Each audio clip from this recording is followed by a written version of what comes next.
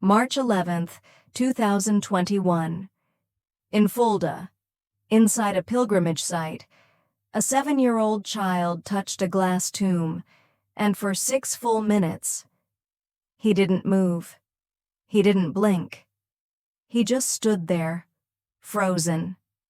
This wasn't something you could dismiss with, "Kids do strange things sometimes," because when he finally pulled his hand away, the first thing he said was this: "The blessed person lying there told me a secret." And then it got stranger. The child began describing the hidden belongings of a deceased priest, things no one knew about, a drawer, a box, even the small golden cross on top of that box, details no one had ever mentioned.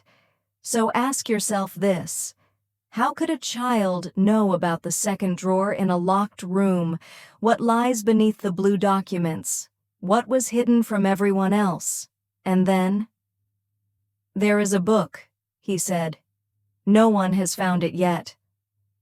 Inside it, there are very important details about Jesus.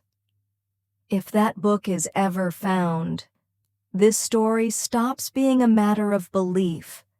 So I have to ask, if a 7-year-old child claims he spoke with a dead man, and everything he says turns out to be true, then isn't the real frightening question this? Who is whispering this information to the child?" March 11th, 2021. That strange hour of the morning, cold air, but with sunlight trying to break through. That look on people's faces, the quiet prayer of, "Let today go well." Emily Miller was holding her son's hand. Ethan, 7 years old, hazel brown eyes, messy hair, and an unusual calm. Most children, when they enter a place like this, run, ask for something, or say, "I'm bored." Ethan didn't. It was as if he wasn't approaching a place, but approaching something. The corridors of the pilgrimage site in Fulda were stone, cold stone. Every sound echoed: footsteps, whispered prayers, a distant bell, and then a glass tomb, soft lights above it. People knelt. Some closed their eyes, some just stared. Quietly. Inside lay a young man declared, "Blessed Charles." Emily stopped a few steps before the glass. An instinctive movement. She tightened her grip on her son's hand. But Ethan's fingers slowly loosened. As Emily knelt, Ethan let go of her hand. Not in panic, not in a rush, almost disturbingly normal, like he was saying, "Okay, now it's my turn." He stepped forward, placed his palm on the cold glass, closed his eyes. At first, Emily thought, kids do things. Just for a second. Then she realized Ethan wasn't moving. Too long for a child. Children lose patience during prayers. They fidget, they sigh. But Ethan's face didn't show patience. It showed focus, deep, adult, heavy. Emily's throat went dry, because her son's face looked like he was listening. 1 minute passed, 2, 3, 6.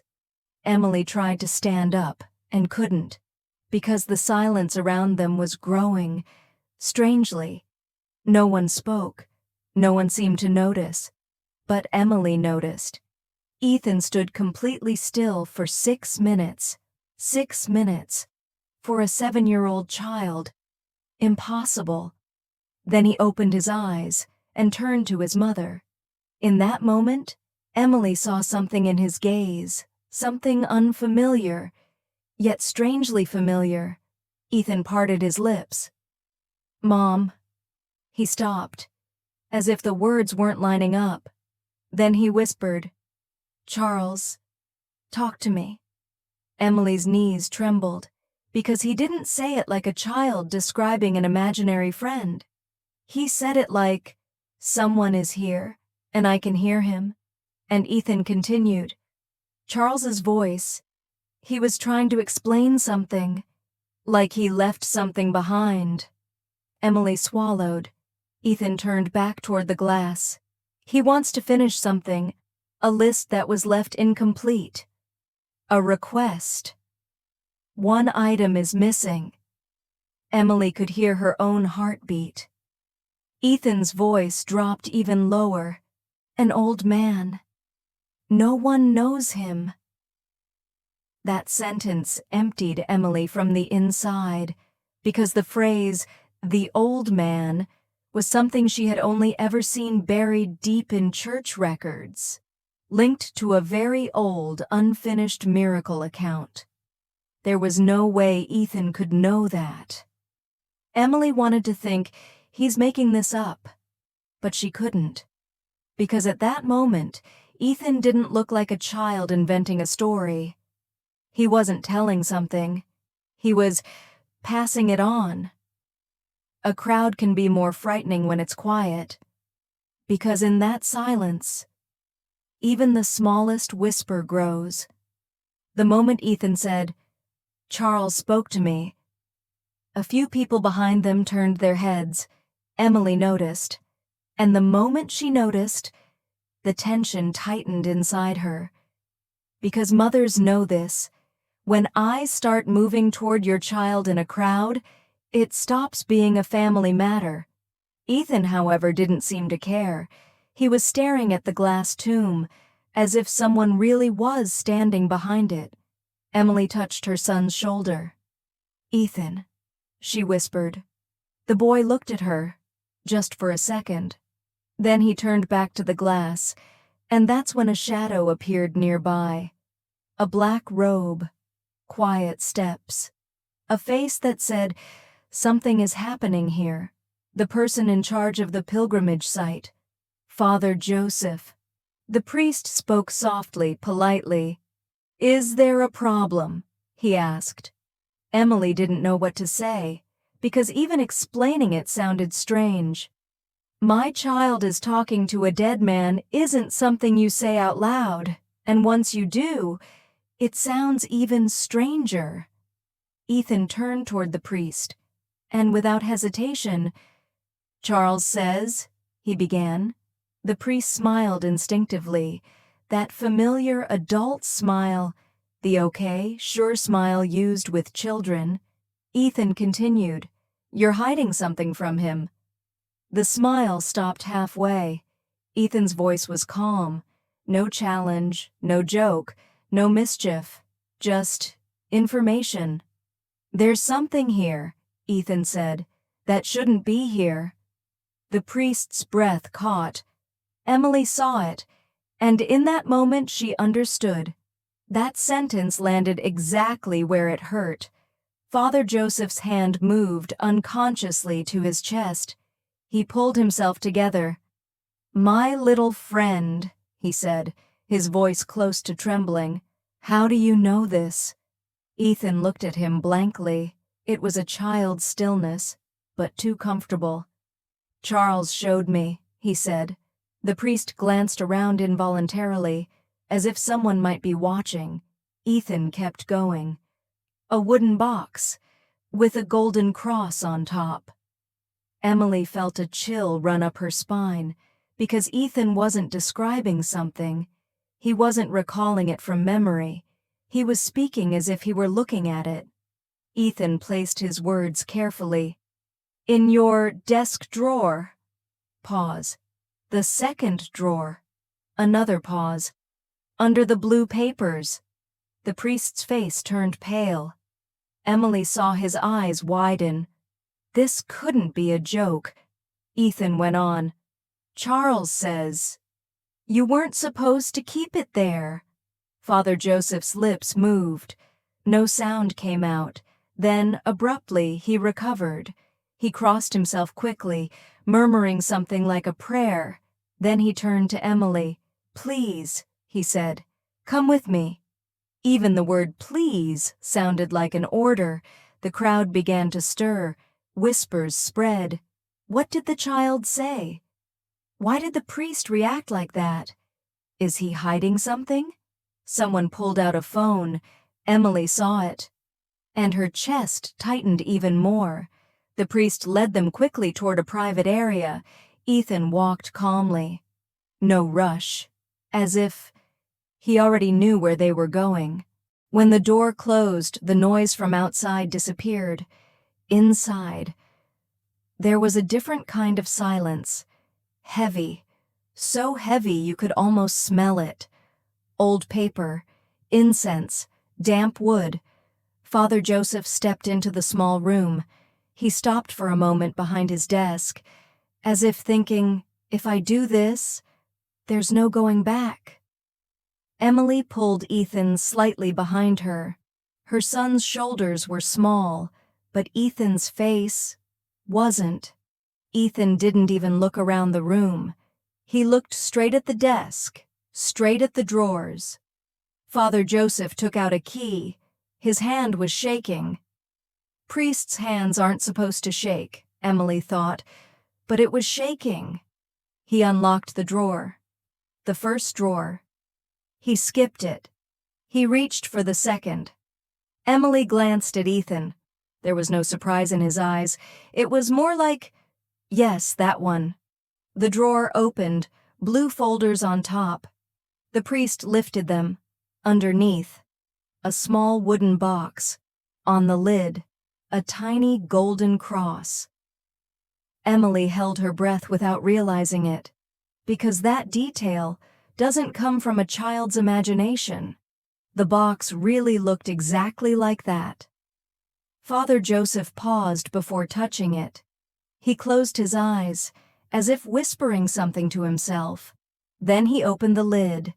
Inside, a small glass container, and inside it, a single brown hair. A quiet sound escaped Emily's throat, something like a no. The priest opened his eyes again. Emily heard his voice break. No one, he said softly, was supposed to know this existed. Ethan spoke calmly. Charles knows. The priest turned to Emily. Ma'am, he said, please tell me everything your son has said since the moment you walked in.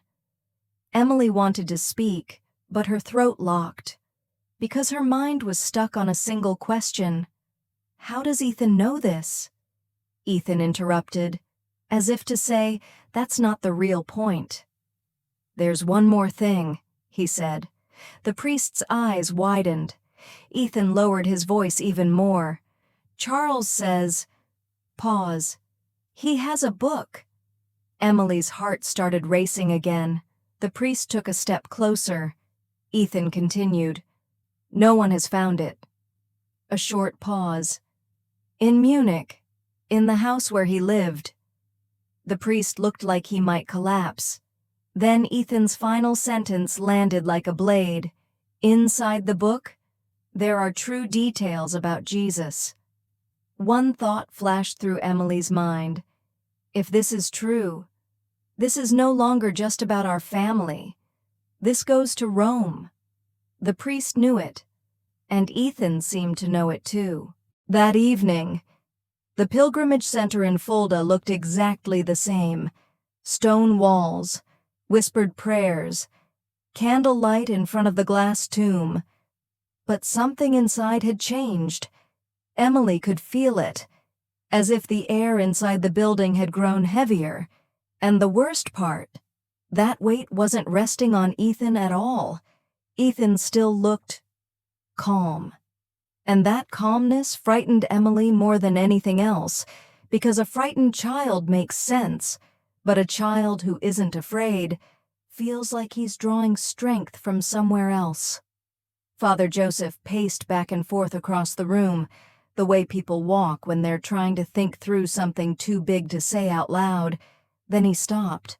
He looked at the phone on his desk for a long moment, as if what he was about to dial wasn't a phone number, but a door. Finally, he made the call. Emily couldn't hear everything, but some words fell into the room. Urgent. Witnesses. Records. Notebook. The book. And then spoken in a low voice. Rome. Something cold slid into Emily's chest. Rome. It didn't sound like a city. It sounded like weight. That night, a few people at the pilgrimage center tried to upload videos, but some of those videos disappeared almost immediately, as if an invisible hand had erased them. No one said anything openly, but everyone, strangely, chose silence. Sometimes people go quiet when they feel something is too big, because once you speak it, it becomes real. Within less than 24 hours, what happened in Fulda reached the appropriate office in the Vatican. Emily would learn this later. For now, she only knew one thing. Father Joseph's face no longer looked like a priest's face. It looked like a man's face, the face of someone whose secret had been exposed. As the report was prepared, Joseph dictated every detail, the exact words Ethan spoke, the pauses, his gaze, even the timing. 7 minutes. Witnesses were called one by one, 7 of them.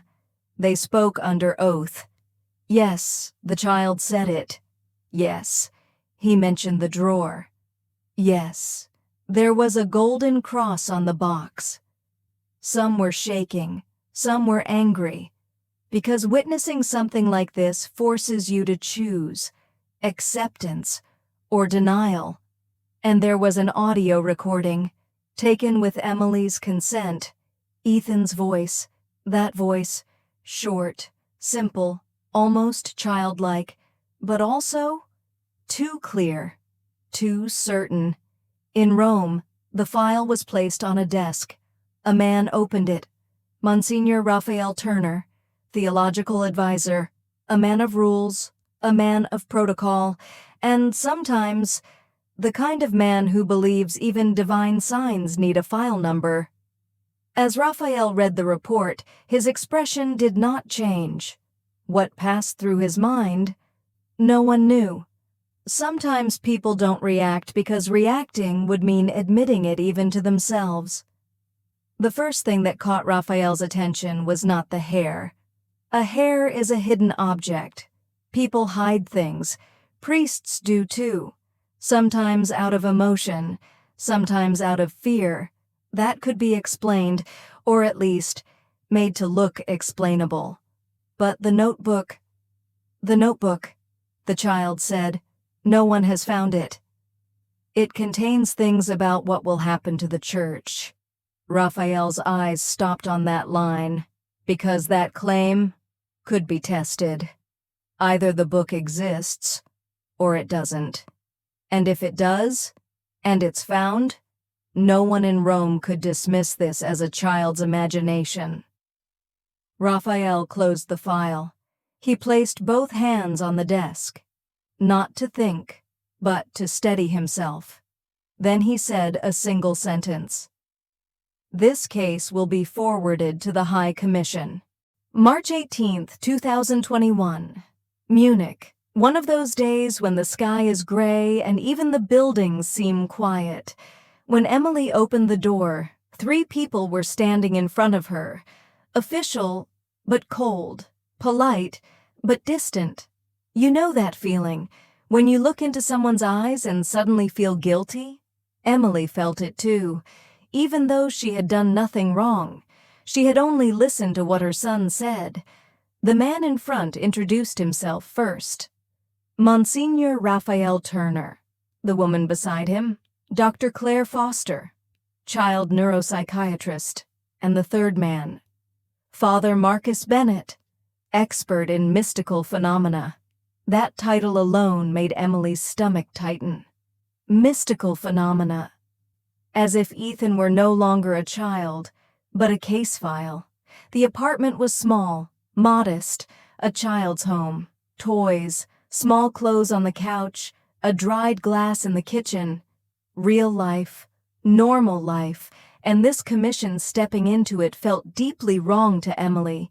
Ethan was on the living room floor, playing with small blocks. When the visitors entered, he looked up and smiled. No shyness, no fear, as if they weren't strangers, but familiar.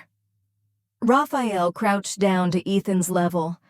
That mattered, because many adults still speak to children from above. Raphael didn't. That alone surprised Emily. Raphael spoke gently. "Ethan, can you tell us about Charles?" Ethan didn't drop the block, but he started speaking. That was strange. A child usually either stops playing to talk or doesn't talk at all.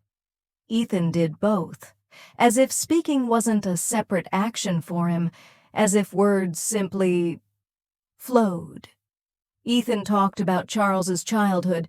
He repeated sentences Charles's mother used to say, and he said some of them with such a tone that Emily felt a chill, because these didn't sound like quotations. They sounded like memory. Dr. Clare took notes. Then came the tests, memory cards, simple problem solving, language development, attention span, standard age-appropriate tests. Sometimes Ethan lost focus. Sometimes he left a question unfinished. Sometimes he made a bored face. Emily felt a small sense of relief, because that was normal. Children are like that. When the tests ended, Dr. Clare stared at the pages for a long time. Emily waited. That waiting changed the air in the room. Dr. Clare finally looked up.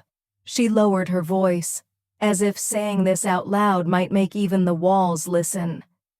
"Ethan is completely normal."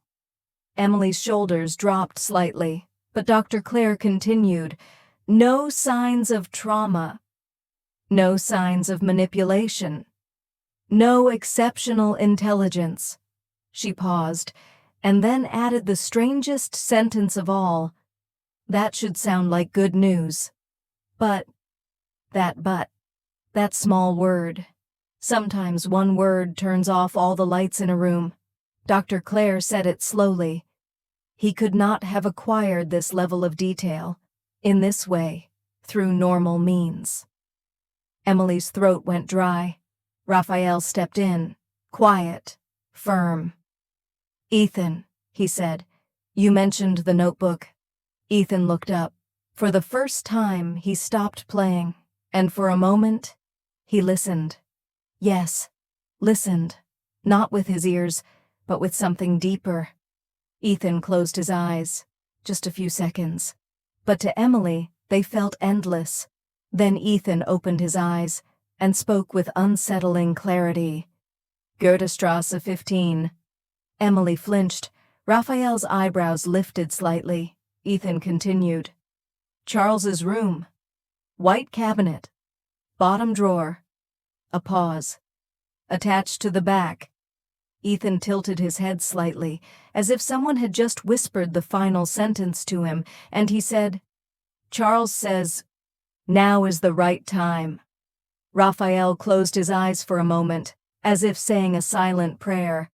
Then he turned to Emily, and in a very calm voice he said, "Tomorrow, we will go to that house." That was the moment something inside Emily broke, because this was no longer a story.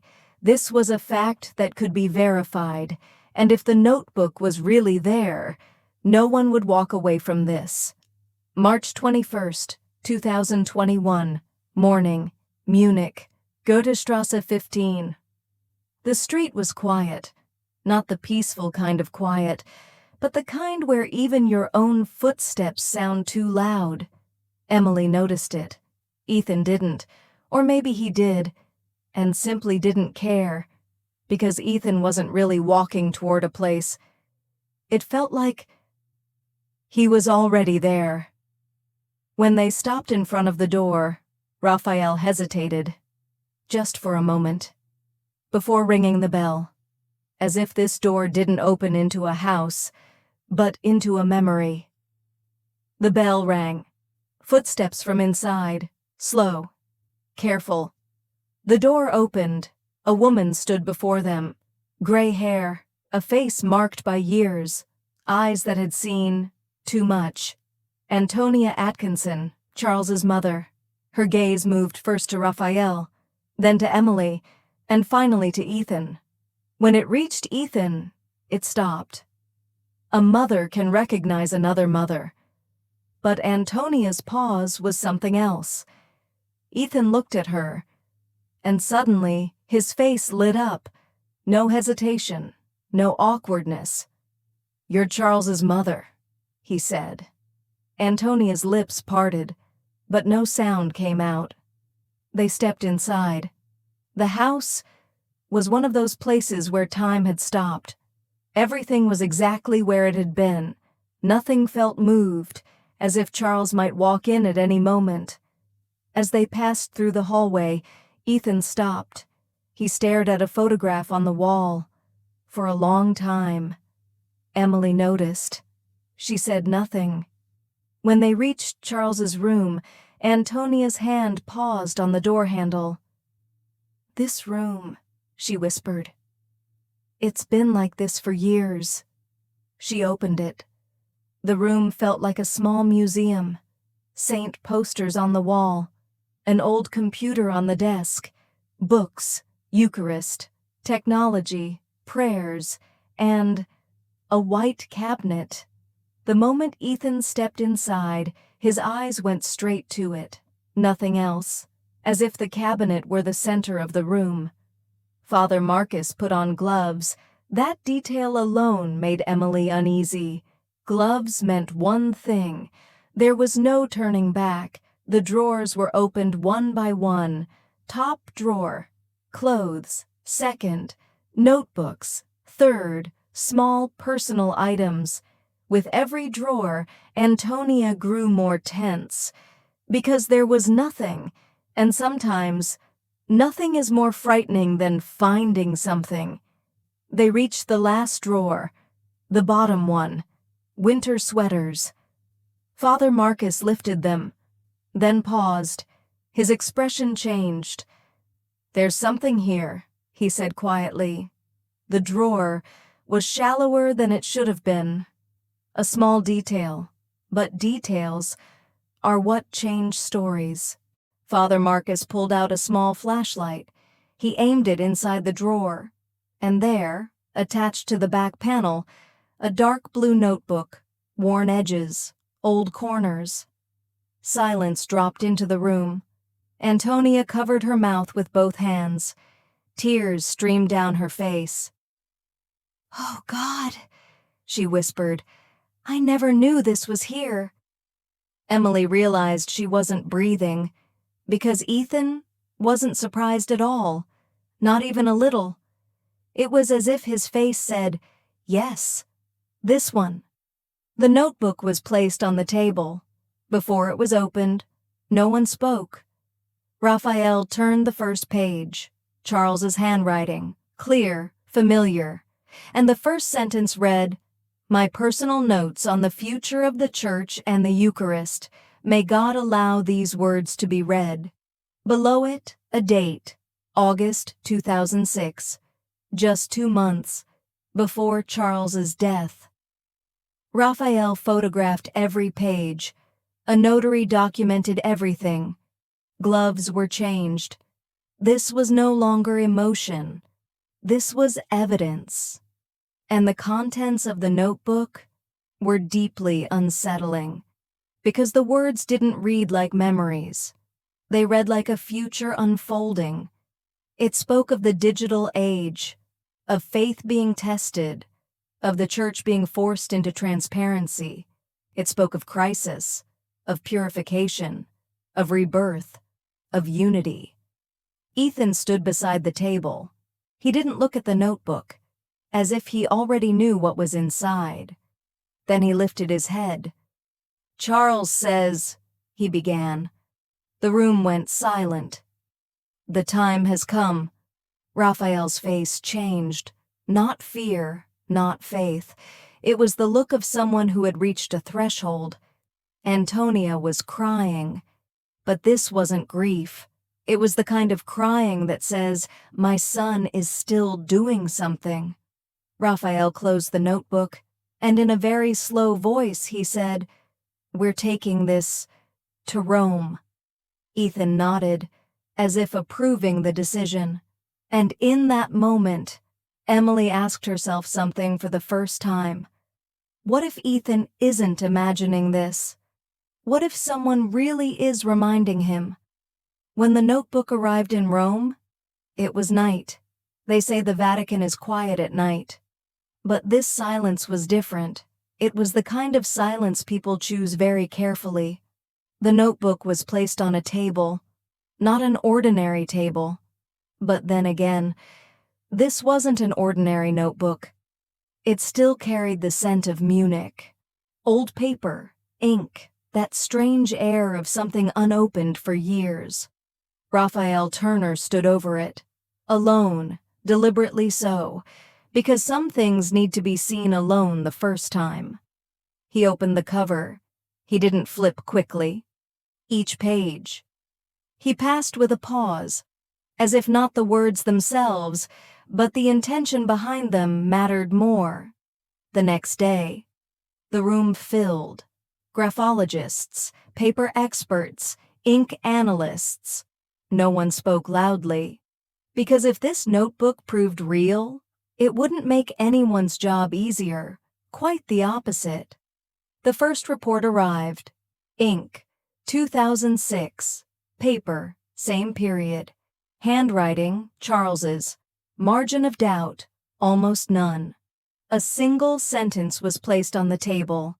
The document is authentic. No one celebrated, no one said good. Because the issue was no longer whether the notebook existed. The issue was what it said. Page by page, it was examined. The notebook didn't use prophetic language. That mattered. It didn't say this will happen. It did something more dangerous. It described what must happen. Some lines made those reading them uneasy. It spoke of faith being tested in the digital age, of institutions confronting transparency, of clerical power collapsing under its own weight, and that without returning the Eucharist to the center, nothing would be restored. Raphael stopped at one page, page 22, as if the page itself had called him. He read it, then read it again, then closed the notebook. That evening, in a house in Munich, Ethan sat at the table, a plate in front of him, but he wasn't eating. Emily noticed. "Is something wrong?" she asked. Ethan looked up and very calmly said, "Charles is in Rome." Emily's hand froze mid-air. "What do you mean?" she asked. Ethan looked at her for a long moment. "They're reading his notebook." Emily's heart began to race. This wasn't a guess. It sounded like knowledge. Ethan continued. Page 22. He stopped, as if listening. "It talks about a pope." Emily's mouth went dry. Ethan added, "A pope who will apologize to the people." "And that already happened," he said. "That's why the notebook was found now." Emily didn't sleep that night, because the investigation in Rome had not yet been reported, and Raphael had not shared any page numbers with anyone. When Raphael entered the meeting the next morning, his face was pale.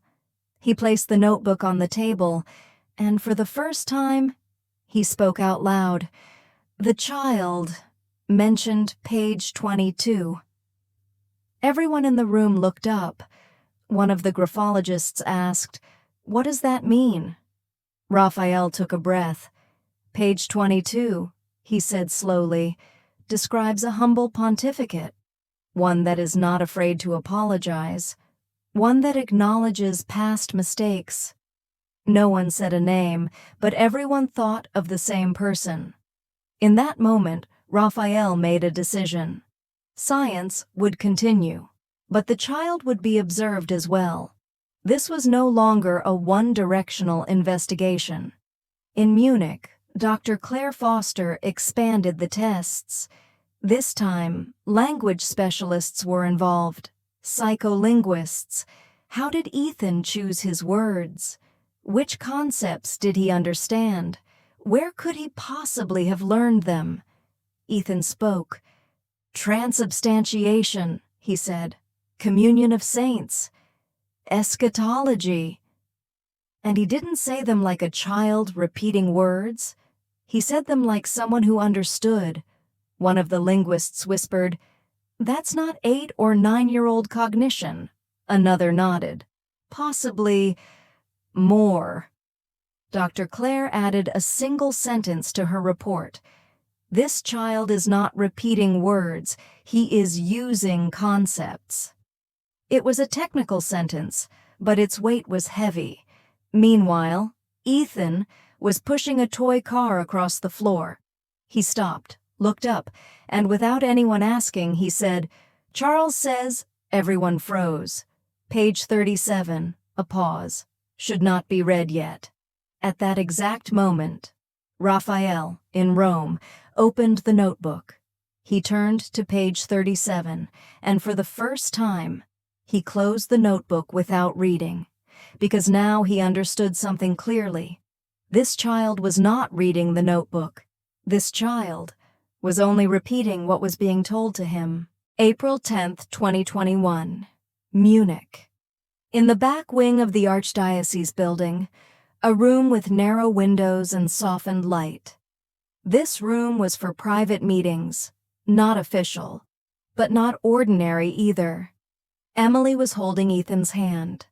This time, a little tighter, because the woman standing across from them was not just another mother. She was Charles's mother, Antonia Atkinson. When Antonia entered the room, the air changed. It wasn't something you could explain. Sometimes two people step into the same space and the past quietly leaks into the present. Antonia's gaze moved to Ethan. She paused, then looked again, and something happened. Ethan's face, for the first time, became completely childlike. He smiled, ran forward. "You're Charles's mom," he said. Antonia's knees weakened, because coming from a child, that sentence felt too precise, too true. She knelt down and hugged Ethan, but this wasn't a first meeting kind of hug. It felt more like recognition. Ethan pulled back slightly and spoke as if completing a task. "Charles told me..." The room went silent. "He wants you to remember the day you found an injured cat in the park when he was 8 years old." Antonia stopped breathing. Ethan continued. "You wanted to take it to the vet, but Charles wanted to pray first." A short pause. "And then, the cat was gone." Antonia's crying was quiet, but it shattered the room, because this memory was nowhere. Not in a file, not in a biography, not in a sermon. It existed only between a mother and her son. Antonia could only whisper, "No one knows this." Ethan nodded. "Charles does," he said. And in that moment, everyone in the room felt the same thing. This case was no longer about information. It had reached something deeper. It was touching. Memory. An extraordinary meeting was called in Rome. The doors were closed. Phones were left outside. Cardinal Alexander Marquand sat at the head of the table. He didn't raise his voice. There was no need. "This," he said, "is not a file we are used to." Everyone in the room already knew that, but someone had to say it out loud, because this was no longer just about a child. There was now a verified notebook, verified page numbers, and verified private memories. That combination pushes every protocol to its limit. The cardinal continued, "We will not abandon scientific rigor." A pause. "But," that word again, "but we will also not close our eyes." A decision was made. Ethan would undergo a public test. Not a spectacle, not a performance, an observation, with skeptics present. May 8, 2021. Pontifical Gregorian University, Aula Magna. The hall was full and silent. Scientists, skeptics, theologians, and in the back rows, those who did not want to believe. Ethan entered holding his mother's hand. He wore a simple shirt, blue trousers, nothing special, nothing protective. That was intentional, because he needed to look normal. Photographs were shown, unpublished ones, Charles as a teenager, camps, friends. Ethan looked, stayed quiet for a moment, then he spoke. He talked about rain, about prayers whispered at night, about a boy in a red t-shirt. Two people in the audience looked up. Camp leaders. They remembered. Then came the control question. A manipulated photograph. A place Charles had never been. Ethan tilted his head. "This photo is strange," he said. "Charles was never here." For the first time, the room murmured. Because this wasn't imagination. This was distinction. And distinction is much harder to explain. There was a woman who asked to speak. An atheist. A neuroscientist. Dr. Margaret Rhodes. That mattered, because she hadn't come to believe. "I don't have an explanation," she said. "This child has not been trained, not guided, and his answers are not memorized." She paused. "This challenges our current models." That sentence became a headline, but there was no applause in the hall, because applause would have been too easy. May 22, 2021, Munich, the living room. Ethan was on the floor, playing. Blocks. Silence. Then he stopped. He looked up and smiled. "Charles," he said. The adults looked around. There was nothing there. But Ethan was speaking. "He says he's going to do something," Ethan said. "So that you'll believe." Ethan pointed to the shelf. A small statue, the Sacred Heart. Silence. 10 seconds, 20. Then, the statue fell. Slowly, clearly. No one touched it. The camera was recording. Ethan spoke calmly. "You saw it." Was Charles speaking to Ethan, or was Ethan speaking from where Charles had left off? No one could fully understand. There were things that were told, but who was doing the telling was never entirely clear. Maybe Charles had reached into another life, or maybe Ethan was walking inside a memory that wasn't his. There was no answer key to this, because some truths don't surface to be solved. They surface to be acknowledged. And when the file was finally closed, no one said, "It feels unfinished." It was as if something unnamed had quietly been completed, and nothing remained untouched. That's why the story didn't end. It simply stopped here.